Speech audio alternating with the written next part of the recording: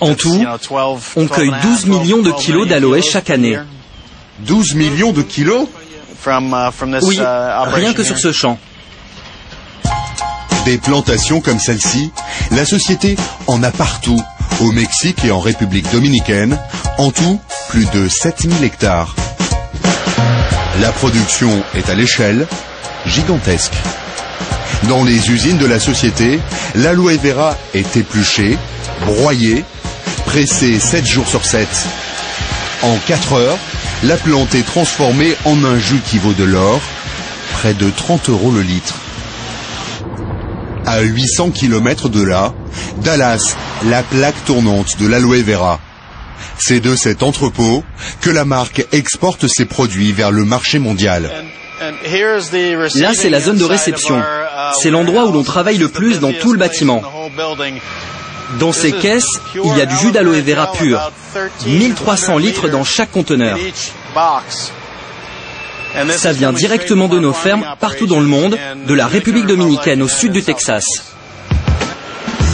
Des containers comme celui-ci, il en arrive 250 tous les matins.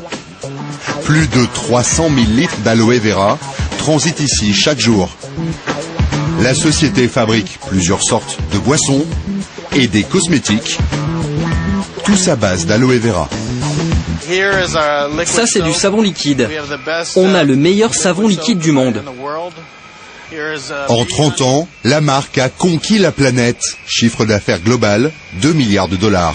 Et voilà le meilleur dentifrice du monde, à l'aloe vera. Du dentifrice? Oui, du dentifrice. Vous faites toutes sortes de produits différents avec l'aloe vera? On peut faire ce qu'on veut avec l'aloe vera. Tout ce qu'on veut? Tout ce qu'on veut. On peut tout faire et surtout faire fortune. L'homme qui a lancé la mode de l'aloe vera habite à 2000 km de là, dans un décor de rêve. Il a bâti un véritable empire dont le siège mondial se trouve ici, à Scottsdale, en plein cœur de l'Arizona. Le roi de l'aloe vera, c'est lui, Rex Morgan. À 72 ans, il est aujourd'hui une des 400 premières fortunes mondiales. Une vraie success story à l'américaine pour ce fils de fermier. Dans les années 70, la mode, c'est la vente à domicile comme Tupperware. Reste à trouver un produit. Son trait de génie sera cette plante au nom exotique, mais inconnu du grand public. En ce temps-là, quand on parlait d'aloe vera, les gens vous regardaient et disaient « Hein ?» Ils ne savaient pas du tout ce que c'était, alors que maintenant c'est un mot courant. J'ai compris que c'était un bon produit, mais je ne savais rien dessus. Tous les gens à qui j'en donnais un échantillon me disaient qu'ils se sentaient mieux, qu'ils n'avaient plus mal aux jambes, ou qu'ils se sentaient en meilleure forme. Donc vraiment, c'était le produit idéal. Et c'est comme ça que je me suis lancé. D'abord avec le jus d'aloe vera, à boire. Rex a senti le filon 40 ans avant les autres. Aujourd'hui, il a des filiales dans 140 pays et 10 millions de vendeurs à domicile pour écouler ses produits. Ces images tournées par la marque montrent les congrès géants qui réunissent chaque année les vendeurs du monde entier. Et en invité vedette, le premier d'entre eux, Rex. Ma philosophie dans la vie, c'est qu'il faut aider les gens à obtenir ce qu'ils veulent. S'ils veulent un petit revenu d'appoint, ou s'ils veulent une meilleure santé, grâce à moi, c'est possible. Et si les gens veulent devenir millionnaires, le meilleur moyen que je connaisse, c'est mon modèle marketing. C'est ce que font nos distributeurs partout à travers le monde. Lors de ces congrès, les meilleurs vendeurs sont récompensés. Rex, en personne, leur remet un chèque au montant exorbitant. Une pluie de dollars au parfum d'aloe vera.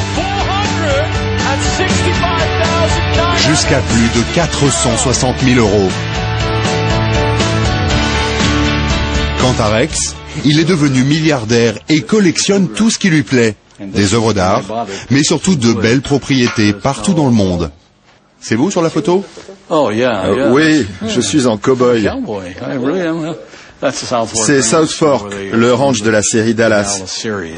On organise des visites tous les jours. Et là, dans ce bâtiment, j'ai même fait une salle à manger pour 5000 personnes. Vous aimez acheter des choses?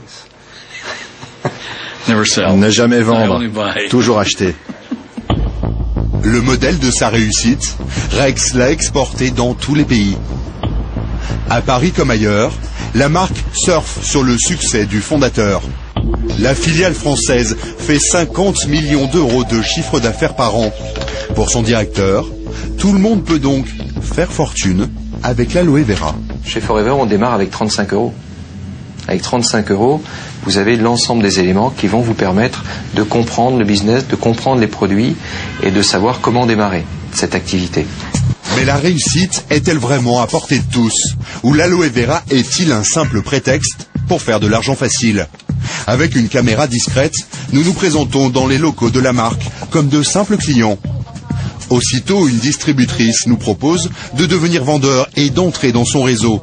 Elle nous parle de gros revenus et d'avantages en nature. Tu as des reconnaissances, par exemple, tu as un voyage en Afrique du Sud qui t'est offert. Tout frais payé. Ah oui. Tout frais payé, tu as un stylo exclusif sorti de magnifiques diamants. Tout frais, ça te met mal à la tête, moi bon. Ça incite quand même à devenir manager. Ça te donne envie d'avancer parce que tu sais que derrière, il y a un plan mérite. Arrive son supérieur dans le réseau, l'homme qui l'a recruté, un manager comme Céline. Lui aussi tente de nous convaincre. Il nous fait miroiter des revenus mirobolants grâce au réseau. Ça marche bien. Voilà. Et toi, tu es manager, mais il y a quelqu'un qui est au-dessus de toi, qui est Par contre, lui, comme il a 2 managers en direct, il est ce qu'on appelle manager senior. Et il a actuellement 32 ans. Donc imagine à 40 ou à 50 ans, il sera sans doute manager diamant. Et manager diamant, pour être modeste, il sera plus, je sais pas, 20 000, 30 000 ou 40 000 euros de revenus tous les mois. Tu vois, ça paraît incroyable ce que je dis. Mais avec le système du réseau, si tu travailles bien, tu peux avoir ça. Mais même si à la gare, c'est ne serait-ce que 5 000 ou 10 000, combien il y en a qui ont ça à la fin de leur carrière? Il y a des gens comme moi, comme toi. Mais pour pouvoir entrer dans le système, il y a une condition.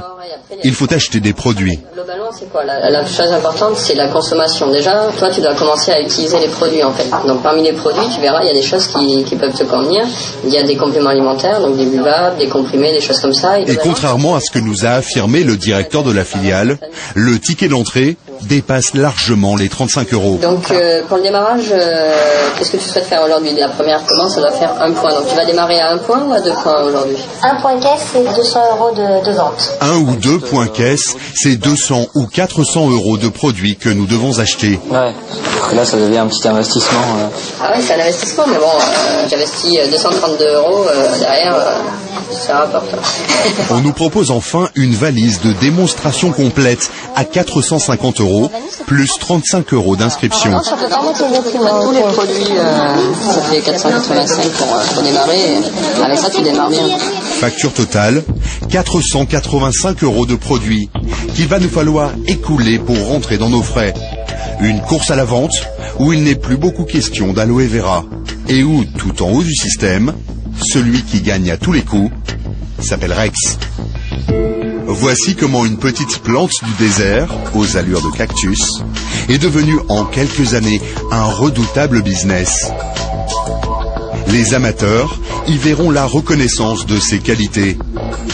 Les marchands de bien-être, une source inépuisable de profit jusqu'à ce qu'une autre plante lui vole la vedette.